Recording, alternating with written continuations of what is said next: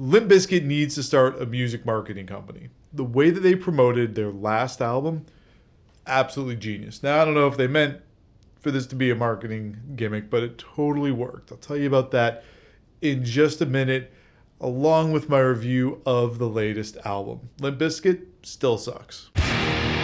So come and get it! Limp Bizkit just announced that their newest album, which is called Still Sucks, that's right, Limp Bizkit Still Sucks, was getting launched this Halloween. That's right, just a couple days ago. That's when it was being launched.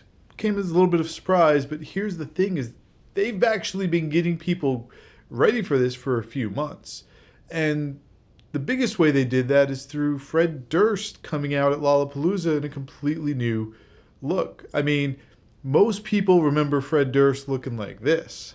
All of a sudden, Lollapalooza rolls around and he comes out looking like this. That's why I say their way of marketing was completely genius, because everyone was talking about Limp Bizkit without actually talking about the music. And everyone was thinking about Limp Bizkit. And all of a sudden, an album comes out and you've got people's attention. So let's dive right in. The first track is Out of Style. And this song hits hard when it comes in. It's a fun song. It's got a lot of dynamics, which I love. So there's different spots that have different vibes. There's like that hard-hitting feel, like in the intro when it comes in.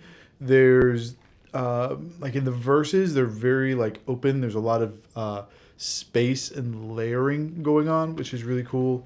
The bridge, I absolutely love. Yeah, all in all, I thought the song was great, at least musically. Now, Fred Durst's vocals are always kind of the wild card. Let's get into the next one. Dirty Rotten Biscuit. That song's fantastic. That was a great song. The guitar work comes out, it's hard, really cool riff. The second verse is the guitar drops out and you get just that bass groove. Just fantastic. The song is just a banger all the way through. The bridge, it does slow down, creates a real chill vibe before kicking you back in. I thought the song was great. All right, let's dive into the next one. This is Dad Vibes. You've probably heard this song. I know I have. It's fun. It's catchy. It's definitely more hip hop, just in terms of the vocal styling. But like, it's fun. The music, as always, is just fantastic. It totally matches that new style of Fred Durst, right? Like, it makes sense. I like it. I think it's fun. So far, I'm digging this album, right? 3 songs in, got 9 more to go. Yeah, it's fun. Let's keep it rolling. This next one is Turn It Up, B. Well, it's actually Turn It Up, but, I'm not trying to get demonetized.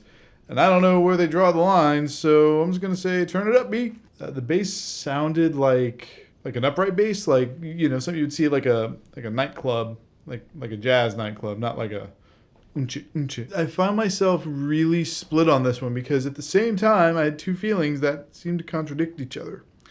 I wanted to like this song more than I did, but I couldn't. I also really wanted to hate this song, but I couldn't do that either. I don't know where I stand on it. I just don't. It's a bizarre one. So anyway, let's see if the next song speaks to me a little more. This is Don't Change. So this song started out with an acoustic guitar, very clean vocals, seemed to be a really serious song. And I actually wrote down in my notes, is this a bait and switch or is this really a true ballad? Because it threw me for a loop. It's just, really serious for a Limp Bizkit song, but I looked it up and I'm glad I did. This is an NXS cover. I'm not familiar with this song from NXS, but knowing that it's an NXS cover, I was like, oh, this makes more sense now. Really great song, great cover. I haven't heard the original, but it doesn't matter. Like, the song itself is great. They took it serious. Speaking of taking things serious, if you're serious about watching more of my videos, you should be subscribing right now. And if you're serious about the YouTube algorithm pushing this video out to more people, you should hit that like button. Okay, enough of the blatant self-promotion. Let's get to the next song, which is You Bring Out the Worst in Me. So that song started up, and within, a couple seconds, the bass line kicked in. I almost lost my mind. I've been waiting for a Sam Rivers bass line like that, and he brought it hard. Ooh, so good. This song in general, just really good. It was like, had a ton of groove, a ton of vibe throughout the entire song, and then the chorus just hits really hard. This was an awesome song. I thought it was Really, really good. And I'm so glad I got a dope Sam Rivers bass line because, ooh, it's so good. Ooh, it's so good. Oh, it's good. Yes. All right, let's get to the next one. Love the Hate. And it's basically just Fred Durst poking fun of himself. There's a second vocalist. I can't figure out who it is. I'm looking online trying to figure it out. If I can figure it out, I'll put a note. But yeah, it's basically just Fred and someone else going back talking about how much they hate Fred Durst. It's totally just ripping on himself. And, you know, the whole chorus is, the gist is like, yeah, I don't care what you think. I'm going to do me. You know what? Good on them. Good on them. All right. Next one is Barnacle. All right. So that one is kind of a straightforward rock song. I mean, like 90s grunge, like 90s alternative. I could hear elements, and I don't know that they were planning elements like this. I mean, I doubt it's like deliberate, but I can hear like pieces where it's like, oh, that kind of sounds like old STP. Kind of sounds like old Alice in Chains. I can hear little elements that sound like Nirvana. Yeah, like that's the vibe I was getting. All right. Let's check out the next one, Empty Hole. Just kind of a clean ballad. Clean guitar, a little bit of bass, vocals. Pretty simple song. I expect as we get into the last 3 songs of the album that we'll start getting a little bit more oomph behind. I hear some more of the stuff. I mean, you know, there's some interesting titles coming up. Pill Popper's next, then Snacky Poo. I know Snacky Poo has got to be something wild that, like, you know, we would all expect from Limp Bizkit. But we got to go through Pill Popper first. Let's do that. All right, so that song's attacking the pharmaceutical industry. That was a heavier song. Definitely another one that's, like, heavier on the rock side, for sure. The chorus, absolutely fire. The bridge is also absolutely fire. I thought this song was awesome. This is a song that will get you pumped up and ready to go. I can see that song absolutely being in like a set consistently. Really cool song. All right, 2 more left.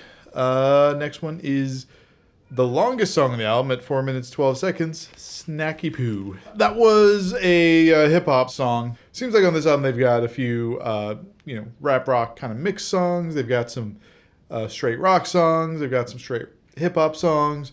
This one's definitely just a hip hop song. Looked like it was the longest song on the album. It's actually still kind of short. It's only 2.5 minutes long. The rest of the 4 minutes and 12 seconds, so the minute 45 or whatever, is like a weird skit of someone interviewing Wes Borland. All right, 1 more left. Last song.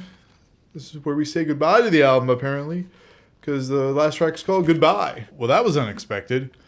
So that almost sounded like a pop song, which I don't think I've ever heard Limp Bizkit do something that mainstream. Like it took me by surprise. I could absolutely hear this song on like a top 40 station. Very unexpected. The song is good on its own. It's just I wasn't expecting Limp Bizkit to do that. Anyway, that is the album. You know, I'm a little mixed on the album. I think there are some really good songs that I really enjoyed.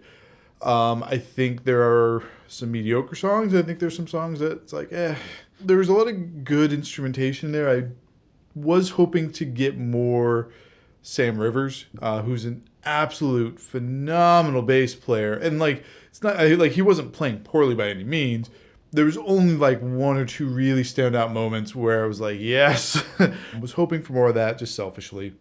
But I'd say it's worth checking out, especially the album's only 32 minutes. So you can check it out very quickly, very easily. Let me know what your thoughts are. Drop some comments. Make sure to like the video. Subscribe to the channel and, all the YouTube stuff.